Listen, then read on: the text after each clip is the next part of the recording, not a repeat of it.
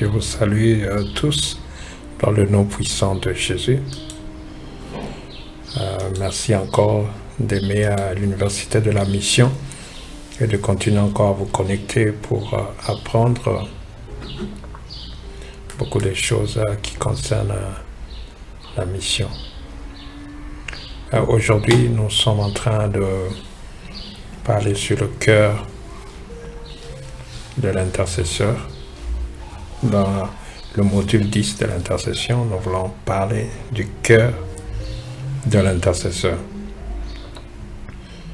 C'est vraiment important que nous puissions parler du type de cœur qu'un intercesseur doit avoir. Parce que beaucoup pensent que n'importe qui peut se tenir comme intercesseur, n'importe qui peut prier et avoir des réponses à Dieu. N'importe qui peut faire des déclarations en faveur de quelqu'un. Alors nous allons voir deux grands exemples dans la Bible pour nous parler un peu du cœur de l'intercesseur. La première chose, j'aimerais donner les critères que nous allons faire ressortir du cœur de l'intercesseur. Le premier critère, c'est l'amour.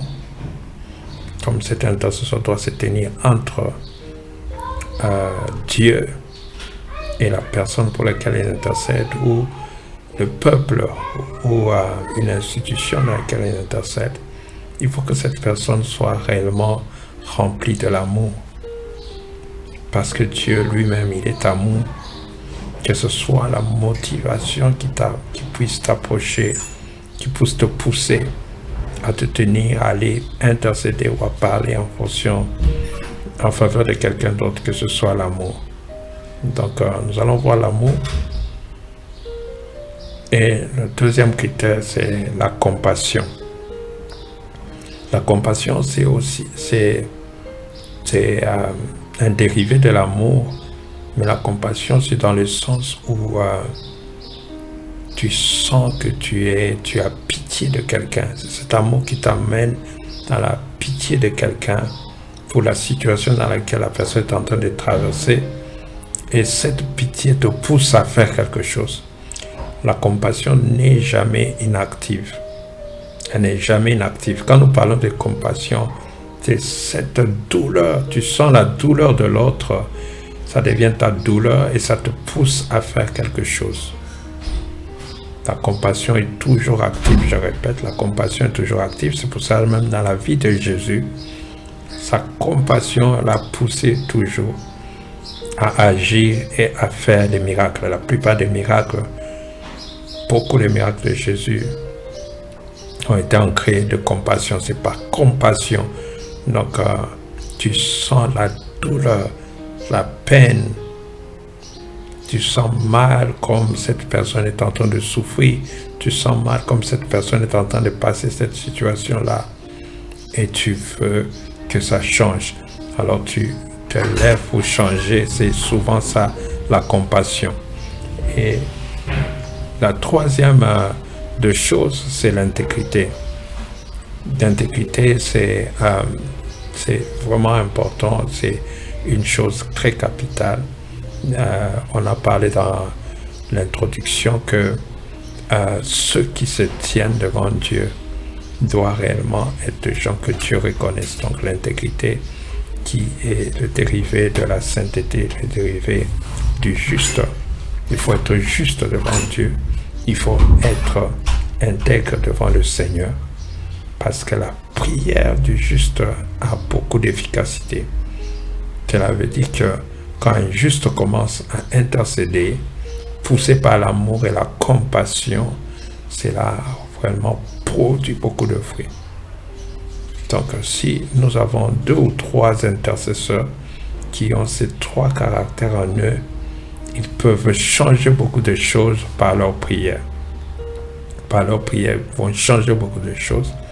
Parce que si la motivation, c'est l'amour, si la motivation, c'est la compassion, si la motivation, c'est l'intégrité, c'est pas l'intégrité, l'amour, la compassion, cela va vraiment amener à changer beaucoup de choses. Donc, c'est un peu ces 3 points qui sont importants comme critères d'un intercesseur.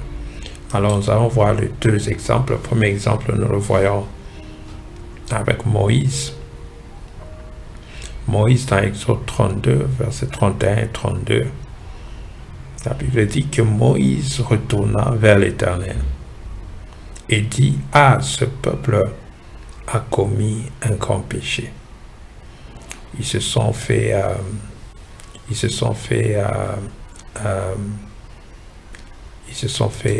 un dieu d'or. Pardonne maintenant leur péché, sinon efface-moi de ton livre que tu as écrit. » Moïse reconnaît que le peuple a commis un grand péché. Lui-même, il appelle ça grand péché.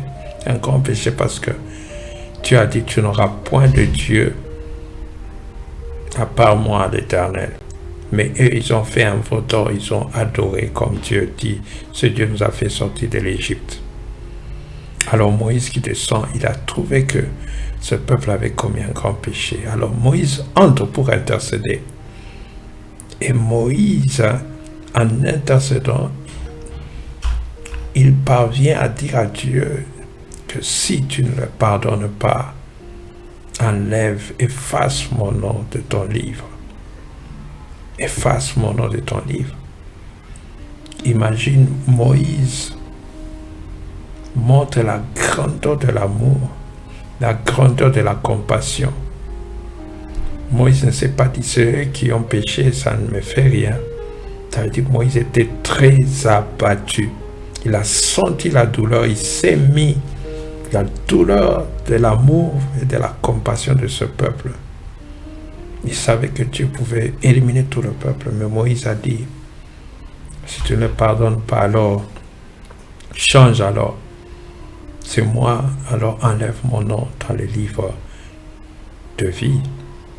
Vous savez, il y a une chose, ceux-là qui intercèdent, un intercesseur, c'est quelqu'un qui sent la douleur, qui sent la compassion, et quelqu'un qui est prêt à faire le sacrifice pour l'autre, à payer le sacrifice pour l'autre. Très peu de gens sont prêts à payer le sacrifice pour les autres.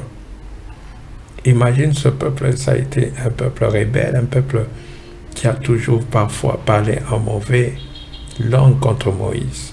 Un peuple qui a accablé Moïse, un peuple rebelle. Parfois, ils étaient pour Moïse, parfois ils pouvaient s'élever pour dire: nous prenons des pierres et tuons Moïse. Mais Moïse intercède pour eux, plein d'amour pour dire: Seigneur, si celui-là, si tu ne pardonnes pas, enlève alors mon nom dans ton livre. C'est le niveau de l'amour, le niveau de la compassion.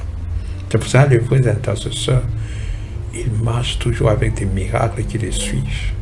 Parce qu'ils sont remplis de cette compassion qui les amène à faire des grands sacrifices devant Dieu pour que Dieu puisse répondre à la prière. En faveur de quelqu'un, tu fais un grand sacrifice. Est-ce qu'as-tu déjà fait un grand sacrifice pour quelqu'un? Peut-être que cette personne ne connaît même pas que tu as fait pour lui le sacrifice. As-tu déjà fait un sacrifice, jeûné même pendant une semaine pour un cas d'une personne, ou peut-être pour le cas d'un pays, pour le cas d'une nation, d'une église, de ton église? Tu vas dans le jeûne et prière pour dire: Dieu, si tu n'interviens pas pour notre église, alors Seigneur, je ne veux plus te servir. Interviens et aide mon église.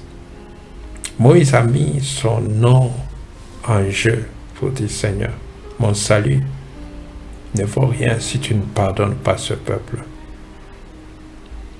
Si vous continuez dans la lecture, il y a au moment où les enfants d'Israël avaient envoyé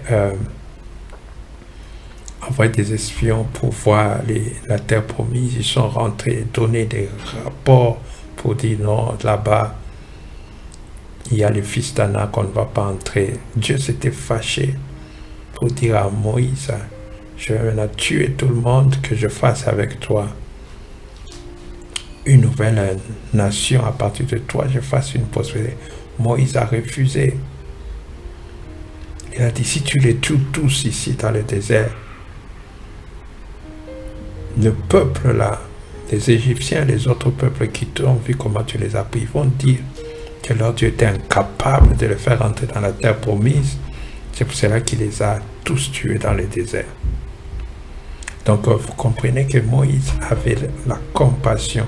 Il était prêt au sacrifice pour ce peuple.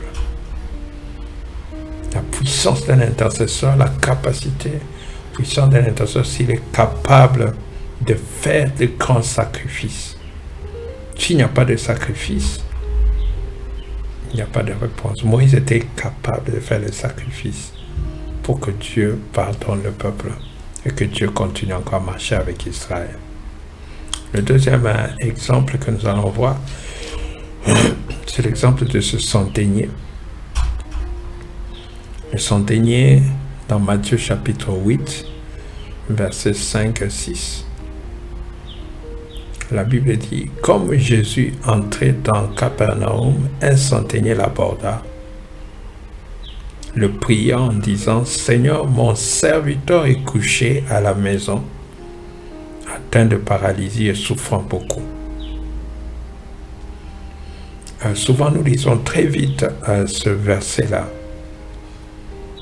J'aimerais te donner une image. Le centenier, là, c'est quelqu'un qui était à un niveau d'autorité très grande. Et le serviteur qu'il est en train de dire, dans le temps-là, la plupart des serviteurs qu'ils avaient, c'était des esclaves, des gens qui travaillaient sans salaire, des gens qui étaient des propriétés privées à leur maître. Toute leur vie, ils appartenaient à leur maître. Leur mort ne disait rien du tout à leur maître parce qu'ils pouvaient les remplacer avec d'autres. Mais imagine, le serviteur tombe malade, un esclave qui tombe malade. C'est comme aujourd'hui, vous voyez un ministre et il a un domestique. Un domestique, c'est même mieux qu'un serviteur parce que le domestique, tu le payes. Mais un ministre a un domestique et le domestique tombe malade.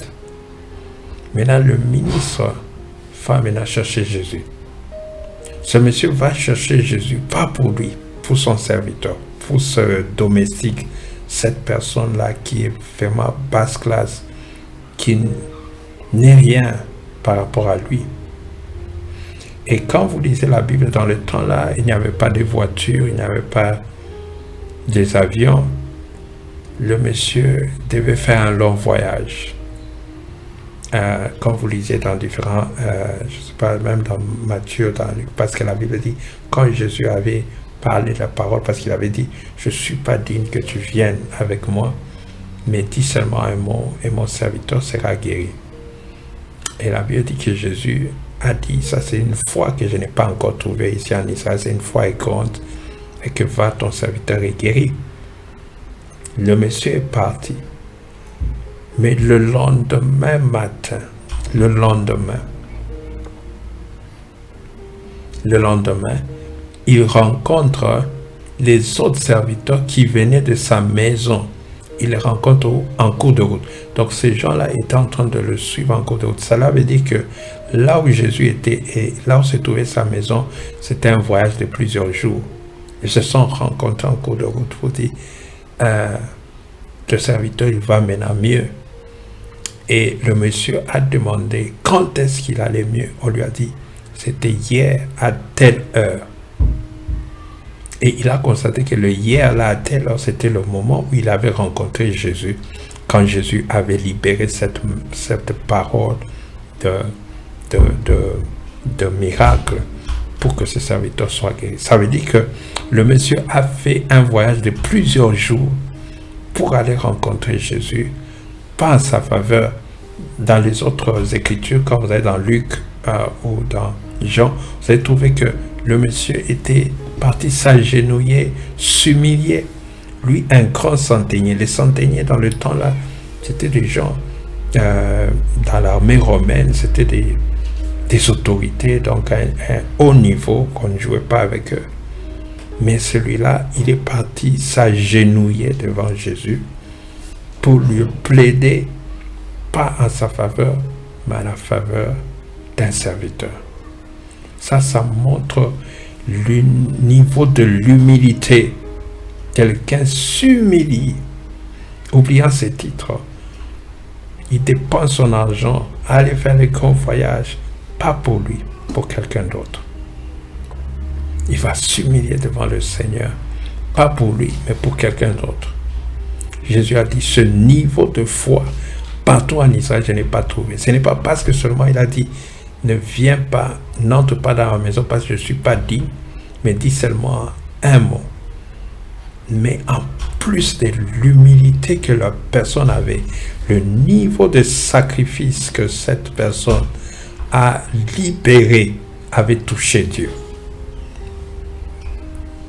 Je ne sais pas si tu comprends la puissance d'un intercesseur ou la puissance de l'intercession quand il y a un niveau élevé de l'amour, un niveau élevé de la compassion, un niveau élevé de sacrifice. Que quelqu'un se sacrifie dans ce niveau-là.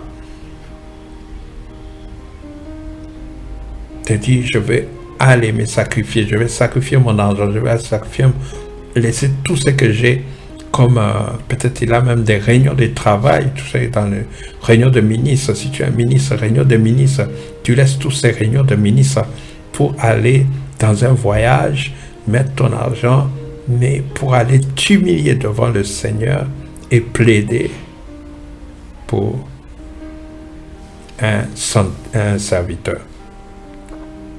Et Jésus a dit que non, ça c'était terrible, ça a touché le cœur de Jésus. Il a dit, je libère l'onction, je libère le miracle. Il y a beaucoup de gens qui veulent même que les miracles les accompagnent dans leur ministère, mais leur niveau de sacrifice est très bas, leur niveau d'amour est très bas, leur niveau de compassion est très bas. Ils sont poussés par l'argent.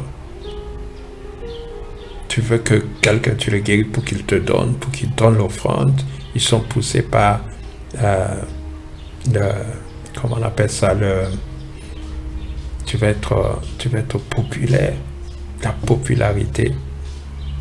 Parce que si je fais marcher cet aveugle, si je fais marcher ce paralytique, ou si je touche cet aveugle, tout le monde parlera de moi, je serai très populaire. C'est la motivation qui te pousse. Seigneur, guéris ce paralytique. Seigneur, guéris ce malade. C'est seulement pour ton nom, c'est seulement pour que toi, tu te fasses un nom. Quel est le niveau d'amour que tu as? Quel est le niveau de compassion que tu as en fonction, par rapport à cet homme ou à cette femme qui est là? Et quel est le niveau de sacrifice que tu engages en faveur de cette personne, en faveur de la personne pour qui tu intercèdes ou de l'église que tu intercèdes? Quel est le niveau de sacrifice? Donc, pour terminer, je vais seulement dire le grand critère d'un intercesseur, le cœur d'un intercesseur doit être rempli d'amour, doit être rempli de la compassion.